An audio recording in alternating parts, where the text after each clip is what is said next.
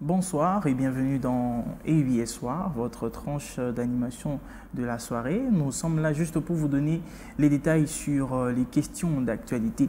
Vous allez comprendre avec moi que depuis un certain moment, nous avons commencé à toucher des questions qui touchent vraiment à votre vie de chaque jour. Et bien sûr, EUBS Télévision est une chaîne qui vous accompagne comme ça dans vos activités de tous les jours, les activités commerciales bien sûr.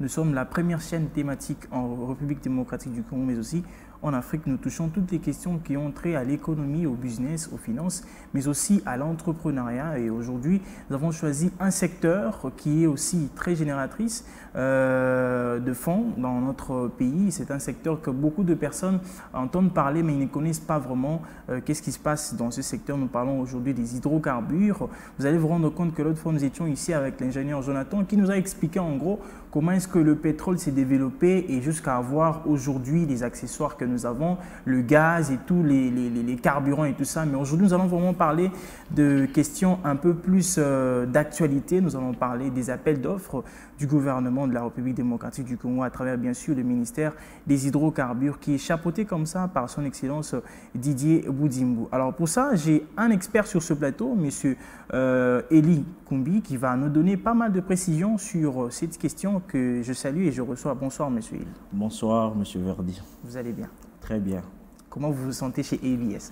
Ouais, un beau cadre, un personnel cordial, je suis très à l'aise. Merci beaucoup.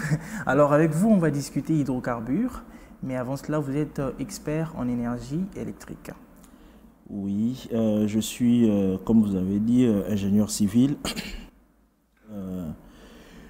électricien de la faculté polytechnique de l'université de Kinshasa. Okay. Et je suis aussi expert en énergie. Je crois que je peux m'arrêter là, ça va. Ok. Alors, ça vous est venu comment déjà de vous lancer dans les études d'ingénierie? C'est né de quoi cette envie? Et surtout à l'université de Kinshasa. Je crois que l'idée au départ, parce que je suis diplômé d'État dans la section scientifique, option biochimie. Déjà, vous comprendrez que jusqu'en quatrième des humanités, j'avais l'option, j'avais vraiment un faible pour la médecine, donc biomède. Mais les choses ont beaucoup évolué à partir de la cinquième année des humanités. Et là, je préférais, j'ai toujours eu envie d'entamer quelque chose que les gens hésitent un peu, ou soit que les gens trouvent difficile. Donc, c'est à partir de ça que mon frère, qui était déjà en plein cursus de médecine, me proposera la Polytechnique. Et j'ai commencé aussi à me renseigner sur ça et à avoir quelques informations. C'est comme ça que je crois, après avoir obtenu mon diplôme, je vais opter pour la faculté polytechnique. Et vous comprendrez déjà que j'avais levé l'option pour la médecine. Il fallait quand même aussi se faire vraiment pression pour récupérer certains retards ou certaines attentions qu'on n'a pas pu donner aux filières à des cours mathématiques et physiques. Et je crois que ça s'était très bien passé pour moi, la préparatoire à partir de la Polytechnique. Et je connais beaucoup qui ont fait des années en préparatoire. Oui, c'est vrai. Ben, moi, je peux vous assurer qu'en Polytechnique, les études, c'est pour 6 ans. Okay. Moi, je n'ai fait que 6 ans. Waouh. Ça, c'est à encourager. Parce qu'à l'ULIKIN, c'est pas facile. Hein? Je connais beaucoup de personnes qui ont fait la Polytechnique, qui aujourd'hui sont encore là. Bon, c'est vrai. Je connais en tout cas, je connais un peu beaucoup sur des situations. Ce qui est vrai, je crois que c'est la leçon en fait que j'aurais peut-être à prodiguer à tous ceux qui souhaitent entamer des études d'ingénieur. Je crois que c'est seulement la discipline qui est le plus grand principe. Okay. Je crois que peu importe vos attirances, peu importe vos penchants, que ce soit culturel ou religieux, je crois que la discipline seule pourrait permettre à quelqu'un qui a des ambitions d'entamer des études d'ingénieur de bien finir et d'arriver jusqu'au bout et atteindre cet objectif-là. Donc je crois que pour ma part, c'est beaucoup ça qui a beaucoup prévalu. Je savais au moins organiser le temps de travail et savoir quoi faire à quel moment, et puis aussi savoir donner le temps vraiment pour ses notes. Je crois que ça a été. Mais aussi, j'ai été aussi délégué facultaire, donc responsable des étudiants de la technique. Je crois durant 2 années, de 2013 à 2015. Et après ça, j'ai fini aussi directement les études. Donc je connais un peu. Vous n'avez pas eu des ambitions pour la coordination de l'UNIKIN? Bon, à cette époque-là, c'était un peu compliqué. Nous, la Polytechnique, on avait eu un petit problème avec, on était en retard des élections. Quand j'ai été élu, c'était le même jour qu'on élisait aussi le cordon. Certes, peut-être les ambitions, on pouvait l'avoir, mais dans ce contexte-là, c'était un peu compliqué. Mais sinon, je crois que il y a une chose que je retiens, je pense que la jeunesse, ainsi que, je crois même la jeune fille, tous devront comprendre que c'est amorcer la filière d'ingénieur, ce n'est pas en tout cas chose interdite, donc chose impossible. Et ça ne demande que la simple discipline. Je connais aujourd'hui des dames qui, je crois, elles doivent être même en dernière année en Polytechnique, mais ce sont des distinctions chaque année. C'est juste la discipline et puis l'amour du travail. On ne vous demande pas trop de ça. C'est le conseil que je peux donner. Merci beaucoup, M. Eli. Alors, vous allez comprendre que nous sommes en train de parler ingénierie aujourd'hui. Nous discutons des questions techniques avec M. Eli, qui est ingénieur civil avec nous sur ce plateau. Je profite de l'occasion, bien sûr, pour saluer tous ces étudiants qui sont à la faculté de Polytechnique à l'université de Kinshasa. Je vous encourage en tout cas à tenir le coup parce que ce n'est pas facile. Bien sûr, l'UNIKIN est une colline, donc il faut tenir le coup. Je salue Eli Botoulu qui est depuis l'université de Kinshasa à la faculté de Polytechnique. Vous allez comprendre qu'aujourd'hui, nous sommes en train de parler des hydrocarbures. Nous allons essayer de vous donner la lumière sur les appels d'offres qui ont été lancés par le gouvernement de la République démocratique du Congo, bien sûr, via le ministère des hydrocarbures avec son Excellence Didier Boudimbu. Mais aussi, nous allons vous permettre de comprendre quelles sont les retombées, les avancées ou bien ce que la population peut attendre, bien sûr, de ces appels d'offres qui ont été lancés, je crois, du 28 au 29, ensemble avec, ça a commencé avec le chef de l'État, Félix Tshisekedi, et ensuite ça en est suivi les interventions des différents professeurs, notamment ceux de l'université de Kinshasa aussi. Alors, Monsieur Eli, je reviens à vous. Que doit-on retenir d'abord? Que peut-on comprendre des appels d'offres?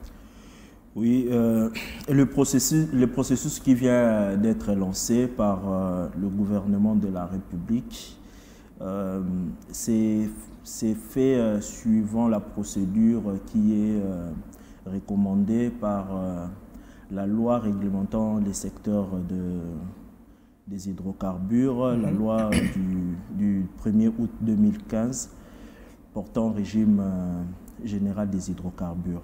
Donc, à ce titre, dans ce sens, le gouvernement a ouvert le marché pour que les sociétés, les entreprises, à la fois pour le pétrole ainsi que le gaz, puissent concourir à gagner le marché. Maintenant, ce qui est en train de se passer, c'est en fait un appel d'offres sur deux segments d'activité.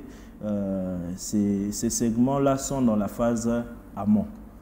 Donc, c'est-à-dire ça ne prendra que les activités exploration et exploitation. Donc, par cela, il faudra comprendre qu'il faudra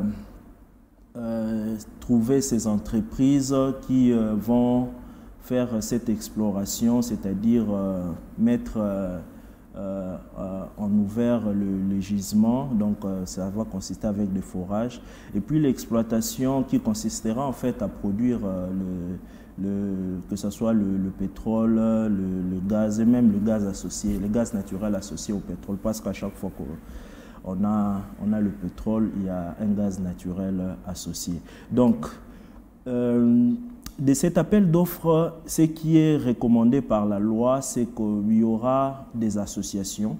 Donc, les entreprises qui vont concourir à cela seront en association avec la Société nationale des hydrocarbures, Sonahydrac.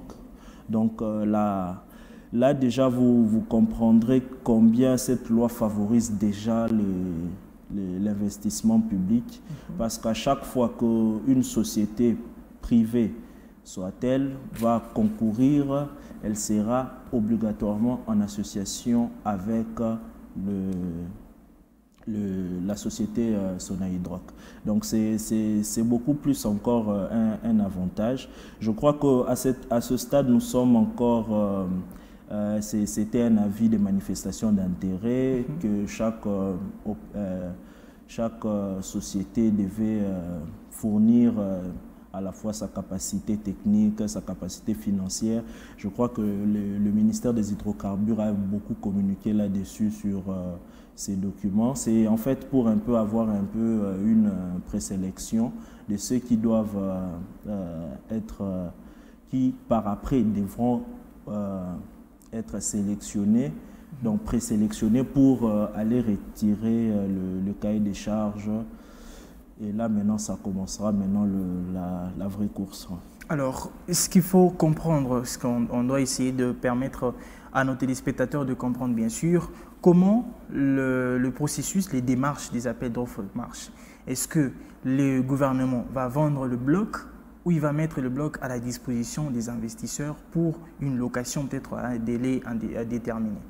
Oui, en fait, ce qu'il faudra comprendre, ces appels d'offres, ça se passe dans un cadre bien connu, un cadre légal bien spécifié, c'est les hydrocarbures. Donc, dans ce secteur, c'est en fait l'autorité suprême qui va attribuer les marchés, c'est le Conseil des ministres. Okay. Donc, de ce côté-là, toutes les entreprises qui vont faire qui vont concourir ou soit qui vont gagner les marchés, ils vont exploiter, donc faire l'exploration ainsi que l'exploitation, donc produire. Mais le site appartient à l'État d'après la loi. Donc ça reste pour l'État. Ça sera donc une location. Exactement, c'est pour une durée. On peut même comprendre ça de cette manière. La durée, est-ce que vous pouvez avoir une idée sur ça? Bon, pour la durée, ça dépend de certaines conditions, mais seulement c'est du segment où est-ce que vous êtes, que ce soit pour les raffinages ou la pétrochimie, bon, tout ce qu'il y a comme application, même l'exploitation, l'exploration et même la prospection. Mais une chose est que durant tout ce processus, l'État va rester en train de suivre parce que la régulation est assurée par l'État. Okay. Merci beaucoup, M. Elie. Nous allons poursuivre notre entretien. Nous sommes en train de parler des hydrocarbures. Question de vous donner une lumière sur ce qui s'est passé à Kémécha avec le gouvernement de la RDC, bien sûr représenté par le ministère des Hydrocarbures qui a lancé les appels d'offres pour 27 blocs pétroliers et 3 blocs gaziers, comme ça pour permettre de booster le secteur des hydrocarbures en RDC. Alors, vous avez une idée sur le nombre le nom, si j'en dois le dire comme ça, de quelques blocs cités comme ça disponibles pour les investisseurs qui vont venir? Bon, ce qui est déjà, ce que les gens peuvent comprendre, c'est que déjà notre loi sur les hydrocarbures subdivise déjà les blocs en 3. Bon, donc tous les blocs sont regroupés à 3. nous avons la partie côtière qui va prendre les provinces, notamment du Congo central, une partie de la ville de Kinshasa. Et puis nous avons aussi du côté de Tanganyika avec les rifts ouest de l'Afrique orientale. Et là, ça va prendre la partie Tanganyika, Fizi, donc c'est un peu ça. Et puis nous avons aussi la cuvette, donc la partie centre, où il y a aussi des blocs. Mais ce qu'il faudra beaucoup plus retenir, c'est que tout bloc n'est pas pétrolier. Il y a de ceux aussi qui sont gaziers. Notamment pour nous, c'est les plus importants aussi de blocs se trouvent dans... Des blocs gaziers se trouvent dans le lac Kivu avec le gaz méthane. Alors, j'aimerais que nous puissions discuter sur l'impact de cette activité sur le plan investissement et le marché de l'emploi, bien sûr. Parce qu'aujourd'hui, vous n'allez pas me contredire, il y a beaucoup de jeunes qui font des études en ingénierie. Il y a de ceux qui finissent, bien sûr, aussi à la faculté des pétroles et gaz, dans les différentes facultés des pétroles et gaz ici en RDC. Alors, ça sera quoi l'impact de cet appel sur le marché de l'emploi par rapport à ces jeunes qui sont en train de chercher de l'emploi? Oui, je crois que c'est vraiment ça. Ça, c'est une très bonne question parce qu'en fait, c'est un aspect que beaucoup de gens sont beaucoup plus en train d'ignorer. C'est l'aspect qu'il faudra vraiment bien voir, c'est la croissance ou l'augmentation des opportunités en termes d'emploi. Parce que déjà, ces entreprises pétrolières qui vont exercer, ce sont des activités nouvelles qui seront implantés dans notre pays, utiliseront la main-d'œuvre locale. Ce qui est vrai est qu'ils seront aussi obligés de composer d'abord avec la Société nationale des hydrocarbures, qui, elle, utilise la main-d'œuvre locale et qui sera même obligée de prendre encore beaucoup plus du personnel. Est-ce que ce sera possible d'accéder à cette liste de personnel pour participer à ce projet? Je ne saurais pas parler au nom de la société, mais ce qui est vrai, c'est une incidence logique. Donc, que cette activité, déjà, que ce sont de nouvelles sociétés, parce que ces sociétés, même si ce sont des sociétés étrangères, ils seront obligés de se conformer à la loi, donc d'être des sociétés de droit congolais et qui utiliseront la main-d'œuvre locale. Et cela est une opportunité aussi pour les entrepreneurs qui sont dans le secteur de composer aussi avec certaines sociétés, certaines entreprises pétrolières pour ensemble gagner les marchés et exercer dans ces secteurs. Donc, en termes d'impact d'emploi, je crois que cette activité est vraiment, ce processus d'appel d'offres vient vraiment à point nommé parce que nous savons au moins tout ce qu'il y a comme difficulté en termes de notre taux de chômage.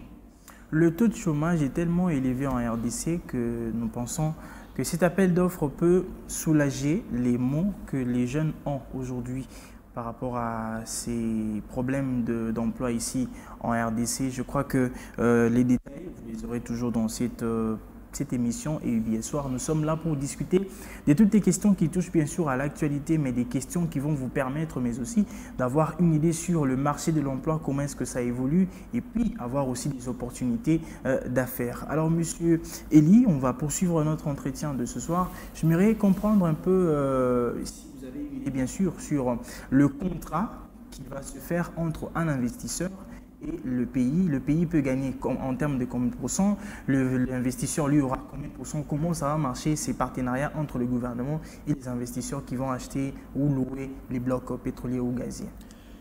Oui, je crois que cette question est aussi résolue aussi par notre cadre légal sur les hydrocarbures qui prévoit d'ailleurs des zones fiscales en termes de contribution de toutes ces sociétés pétrolières. Et Déjà, ce qui est vrai, c'est là les activités sur les blocs pétroliers vont déjà accroître les recettes de l'État parce qu'il y a des royalties, il y a des redevances multiples qui sont déjà prévues par la loi. Et je crois que c'est par rapport aussi aux catégories. Donc, chaque catégorie, donc selon que vous allez vous retrouver dans telle ou telle autre zone fiscale, vous allez avoir de pourcentage que l'État va prélever de vos recettes.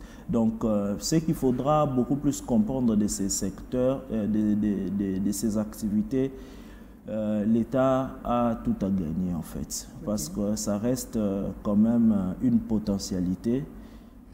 La concrétiser, c'est ça en tout cas l'idéal. Et une chose qu'il faudra aussi se mettre en tête, c'est que notre pays a déjà eu une destinée très ambitieuse. Donc, seules les décisions courageuses permettront à ce que nous puissions vraiment nous positionner en tant que cette puissance énergétique. Vous pouvez affirmer ici que cette démarche des appels d'offres peut aujourd'hui permettre à l'État d'avoir suffisamment de moyens. Exactement, ça va permettre à l'État d'avoir vraiment des moyens de sa politique et surtout aussi du point de vue stratégique, ça permettra aussi à notre État, parce que le souhait en fait c'est que ça ne puisse pas seulement s'arrêter sur l'exploration et l'exploitation, que ça puisse aller jusque même sur les activités en aval. Okay. Donc les raffinages, ça permettra en fait à notre État de peser en fait sur la balance mondiale en termes de décisions, en termes même des options. Ça nous permettra de se positionner stratégiquement sur le plan non seulement africain, mais aussi international. Oui, allez-y. Donc, je crois que c'est bon. Voilà, super. Alors, il y a quand même de contestation par rapport à ça. Et on parle, bien sûr, on va exploiter, on va produire et tout ça. L'État va gagner de l'argent parce qu'il y aura des investisseurs. Je vous rappelle, M. Gédam, que vous suivez de partout où vous êtes, que les questions des hydrocarbures, on parle de millions, on ne parle pas des petits montants, je crois que vous n'allez pas me contredire, M. Lee. On parle des millions et des milliards même, s'il faut le dire. Mais le problème aujourd'hui, c'est l'environnement. On a vu pas mal de contestations par rapport à cela. Il y a des blocs qui posent des problèmes, si je dois le dire, vers le parc, quelques parcs ici dans notre pays. Comment est-ce que l'État va faire pour évidemment permettre à ces investisseurs de pouvoir exploiter sans problème? Bon, une chose d'abord que je voudrais souligner, c'est que, je l'ai dit bien avant, notre pays, notre nation a vraiment une vocation énergétique. C'est un appel, c'est notre destinée en tant que puissance énergétique. Je crois qu'en tant que population, nous devrons aussi comprendre cet aspect que l'approche de notre pays à concrétiser, ou soit l'option à concrétiser notre potentiel énergétique ne va pas aussi arranger l'ordre mondial, ou soit certaines puissances ou alignements que nous avons dans le monde. Donc en d'autres termes, il faudra pour nous beaucoup plus de courage ainsi que d'unité pour encourager les options qui sont à lever, qui sont levées maintenant. Pourquoi je suis en train de dire ça? Vous allez prendre le cas, je vais ouvrir une petite parenthèse, le cas d'Inga, du grand site de l'aménagement hydroélectrique Inga. Là, je prends ça dans son entièreté. Donc, où il est évalué un potentiel d'environ 40 000 mégawatts. Okay. Donc, pour un seul site, c'est une puissance énergétique qui, en fait, en termes même d'options, ne va pas arranger beaucoup de puissance. Parce qu'en fait, ça fera de la RDC une réelle puissance énergétique en termes d'électricité au niveau de l'Afrique. Et déjà, dès que l'énergie produite sera véhiculée jusque dans des pays de la sous-région, cela impactera différemment l'ordre mondial actuel. Donc, ce qu'il faudrait comprendre de cela est que la crainte, ce serait beaucoup plus pour d'autres puissances de voir ces pays se tenir debout, parce que nous restons, en tout cas en termes de potentialité énergétique, un éléphant, mais malheureusement un éléphant qui est endormi. Mais la population, les associations parlent bien sûr de problèmes environnementaux qui vont impacter sur la vie sociale. Je voulais directement évoquer cela. Je crois que notre loi règle ce problème. Donc déjà, nous avons toujours dans nos différents secteurs des dispositions qui recommandent qu'avant qu'une activité, un projet puisse être réalisé, il faudra que ça soit associé ou soit que ça puisse d'abord avoir une étude d'impact environnemental et social assortie d'un plan de gestion. Donc, à ce stade, il n'y a pas des études qui démontrent qu'à tel niveau se posera tel problème. Ce qui est d'abord vrai et à comprendre est que dans la pratique, il n'y a aucun projet qui n'implique une modification de l'environnement. Tout projet va impliquer une modification, mais seulement ce qu'on regarde, ce sont des mesures de mitigation, des mesures d'atténuation de tous ces effets néfastes que le projet peut amener. C'est comme ça qu'on peut lever l'alternative pour dire qu'à cause du fait que nous n'avons pas de mesures efficaces pour contenir un tel effet que le projet va produire, on peut déclasser le projet. Mais pour l'instant, nous n'en sommes pas encore là. Donc, ce qui est important, c'est que les études seront réalisées. Nous avons dans notre pays un établissement public qui est chargé d'approuver les études, l'Agence congolaise de l'environnement. Donc moi je crois que nous devrions beaucoup plus croire à nos propres compétences et donner en fait la chance à notre pays de trouver vraiment le moyen de son développement. Et ces études seront réalisées quand? Parce que les lancements ont déjà été faits. Et puis là, on attend peut-être, je ne sais pas, la deuxième partie, ça va consister à quoi? Parce que les lancements ont déjà été faits, mais les études se feront quand pour prouver à ce que ces projets ne vont pas impacter l'environnement et puis ne vont pas déranger la vie sociale de la population? Bon, vous avez déjà vu que lors de ce lancement, ce n'était pas juste un seul ministère qui avait lancé cela. Il y avait le ministère aussi, la vice-primature du ministère de l'Environnement et Développement durable qui était là, qui était représenté. C'est pour montrer que les projets, peu importe l'objectif de les développer ou soit de le mettre en œuvre, il y a toujours des mesures d'accompagnement qui vont suivre, qui vont encadrer en fait pour non seulement la protection de l'environnement mais aussi du patrimoine culturel. Ça va accompagner en fait ce projet. Donc je crois que comme je vous l'ai dit à ce stade, nous ne sommes que à la manifestation d'intérêt. Donc cet appel des manifestations d'intérêt, je crois que ça ne pouvait pas à ce niveau susciter beaucoup d'inquiétudes. Je crois que peut-être à mon niveau, je crois que c'est beaucoup plus aussi un problème aussi d'information, parce que l'enjeu d'abord de ce processus, il est d'abord énergétique, mais aussi social. Parce que quand, par exemple, les études d'impact sont réalisées, ce n'est pas seulement les effets néfastes du projet qui sont mis en évidence, mais c'est aussi les effets positifs, notamment la génération des emplois. Donc, la génération des emplois, mais dans quel environnement? C'est ça le grand problème. Et puis vous avez parlé de la communication. Est-ce que le ministère, bien sûr, qui chapeaute ce projet, a communiqué suffisamment sur l'impact de ce projet sur tous les angles possibles? Bon, comme je voudrais encore le répéter, je ne suis pas porte-parole oui, exactement, mais ministre, nous analysons ensemble avec vous. Et puis, je ne suis pas aussi mandaté par lui. Exactement. Mais une chose est que moi, personnellement, j'ai aussi eu à consulter les sites officiels du ministère des Hydrocarbures. Les informations sont disponibles. Je crois que ce que tous pouvons faire, c'est de voir déjà si les informations sont mises sur la place publique, sur un site officiel, je crois, pourquoi déclarer que les informations ne sont pas disponibles.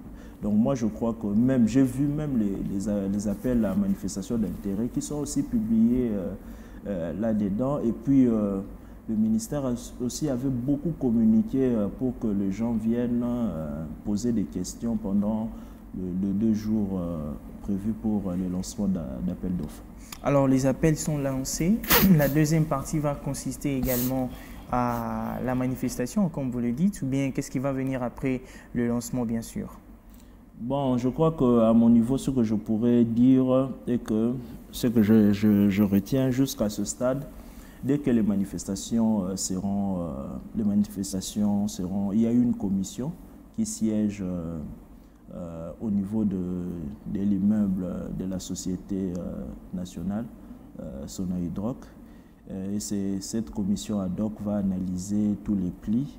Et je crois que pour avoir un peu une liste restreinte de ceux qui vont compétir et qui vont aussi retirer le cahier des charges, qui va donner toutes les spécifications techniques possibles que les candidats doivent avoir pour gagner le marché. Je crois qu'à ce niveau-là, c'est l'information que je peux donner. Merci beaucoup, M. Elie. Je crois que nous avons eu quelques précisions sur les appels d'offres lancés par le gouvernement congolais à travers le ministère des Hydrocarbures qui a lancé comme ça l'appel d'offres pour 30 blocs, 27 blocs pétroliers et 3 blocs gaziers. Je crois que M. Elie Kumbi, qui est avec nous sur ce plateau, a pu nous donner pas mal de précisions à ces sujets, mais j'aimerais quand même que vous puissiez glisser un mot sur les énergies électriques. Nous voulons avoir une idée sur ça, comprendre un peu l'impact des énergies électriques sur la vie sociale, mais aussi sur les plans financiers, parce que les questions des finances ici, ça ne peut pas nous échapper. Ouais, je crois que j'aurai encore une opportunité, ce n'est pas la dernière fois. Exactement. De passer par ici. Je reviendrai beaucoup plus sur l'aspect énergie électrique.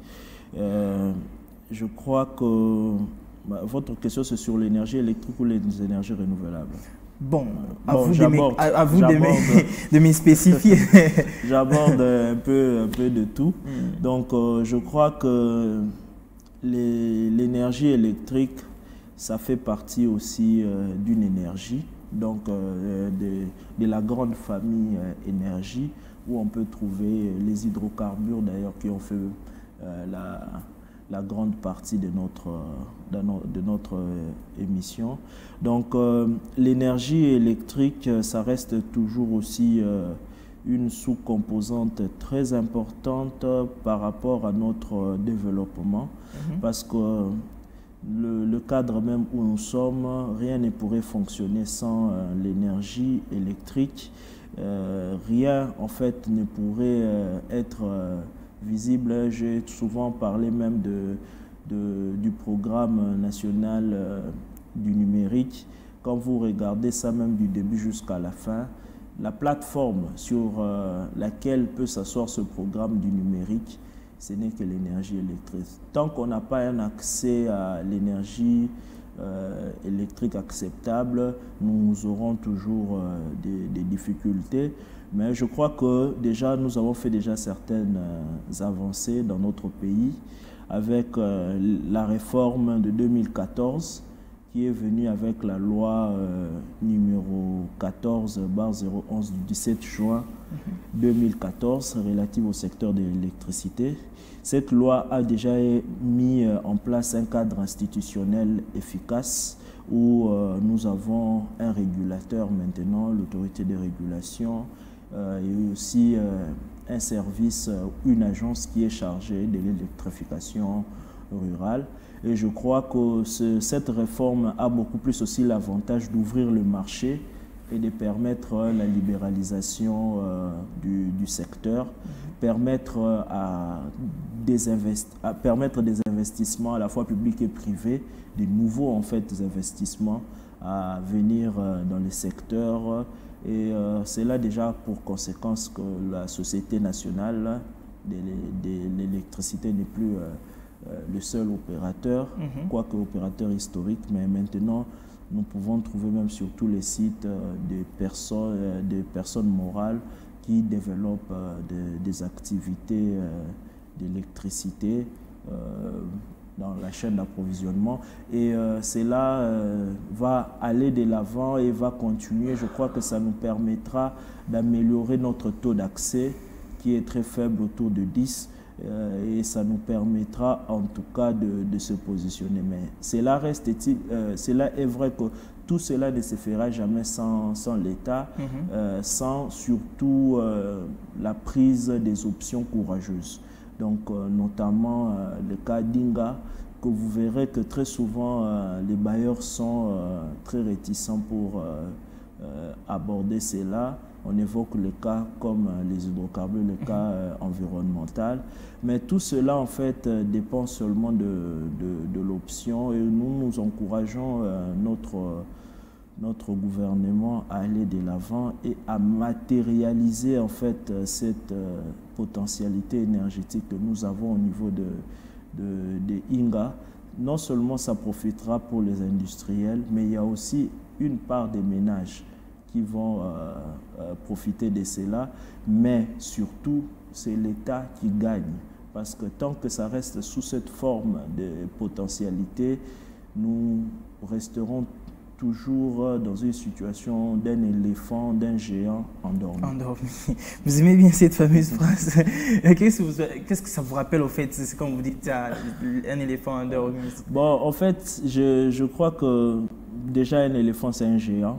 Okay. Donc, c'est quelqu'un de remarquable. Okay. Mais seulement, tant qu'il reste endormi, ça représente juste une monticule, une colline que les gens peuvent voir, peut-être marcher même dessus. Oui. Donc, sans pour autant représenter. Mais quand cet éléphant-là s'élève et qu'il commence à marcher, alors là, les points de vue, même au niveau de la jungle, commence un peu à changer. Est-ce que c'est un secteur libéral? Est-ce que les gens peuvent entreprendre, les privés peuvent bien entreprendre dans ces secteurs? Oui, je crois que notre pays a vraiment ouvert le marché, peut-être même plus qu'au niveau du secteur des hydrocarbures, où l'État garde un peu encore beaucoup de contrôle, mais au moins ce qui est vrai, le secteur de l'électricité est beaucoup plus libéralisé. La concurrence loyale est favorisée, notamment, ça fait partie même des missions de l'autorité des régulations. Mais donc, dans tout ça, nous voyons que les sociétés peuvent exploiter ou exercer des activités sur toute la chaîne, que ce soit la production, le transport, la distribution, la commercialisation, l'importation et même l'exportation. Donc nous avons un secteur libéral mais régulé. Régulé. Ouais. Merci beaucoup, Monsieur Elie.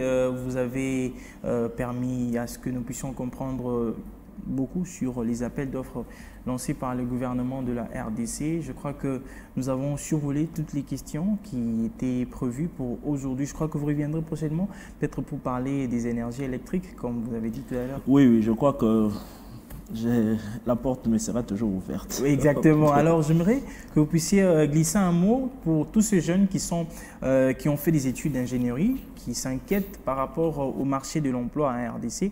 J'aimerais que vous puissiez leur dire quelque chose, une motivation, je ne sais pas, un conseil à leur donner, une précision parce que vous êtes déjà dans ce monde de travail, vous savez comment ça se passe, vous avez été étudiant, aujourd'hui vous êtes quand même en train de travailler. Qu'est-ce que vous pouvez partager comme expérience à tous ces jeunes qui sont en train de suivre AEB Soir? Ok, à tous ces jeunes, je souhaite vraiment que le courage ainsi que la persévérance, parce que rien n'est perdu d'avance et rien n'est gagné aussi d'avance. Mais je crois que tant que vous resterez déterminé, cela permettra à ce que vous puissiez concrétiser vos rêves. Parce que moi, personnellement aussi, tout au long de mon cursus professionnel, je n'ai pas directement aussi évolué aussi dans des secteurs liés à ma profession. J'ai aussi été un moment consultant à la BAD, la Banque africaine de développement, mais sur des matières purement liées à la microéconomie. Donc, peut-être c'était aussi parce que c'était mon deuxième choix. L'économie, la faculté d'économie était toujours à l'UNIKI. À l'UNIKI. C'était mon deuxième choix parce qu'à l'époque, la faculté polytechnique était presque en train de fermer. Okay. Donc, on n'était pas sûr qu'on pouvait avoir l'année académique. Okay. Donc, à cette époque-là où on était venu, c'était un peu compliqué, mais je crois que la Providence a fait que nous puissions même pas connaître des années blanches. Je pense remercier aussi toutes les autorités décanales ainsi que les autorités académiques de mon époque qui ont tous œuvré pour que mon cursus puisse être vraiment sans problème. Je tiens à les saluer. Merci. Notamment, je crois, je n'oublierai pas notre doyen, le professeur Lubunga, le professeur Jean-Marie Béa aussi, je crois, le professeur Kadima qui est l'actuel doyen, mais là j'étais déjà parti. Okay. Mais j'oublierai pas celui qui nous a aussi quitté, le doyen Moulapi. Ok. Merci beaucoup. Je vous en prie. Un dernier mot avant de se séparer? Bon, merci beaucoup pour l'émission, merci pour le cadre. Je crois que c'est ma toute première fois d'être ici.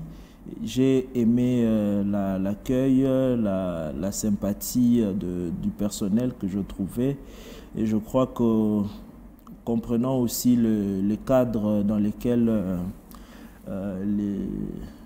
la télévision travaille, je crois que je n'hésiterai pas à intervenir sur des thématiques qui vont avec votre ligne. Merci beaucoup, Monsieur Héritier.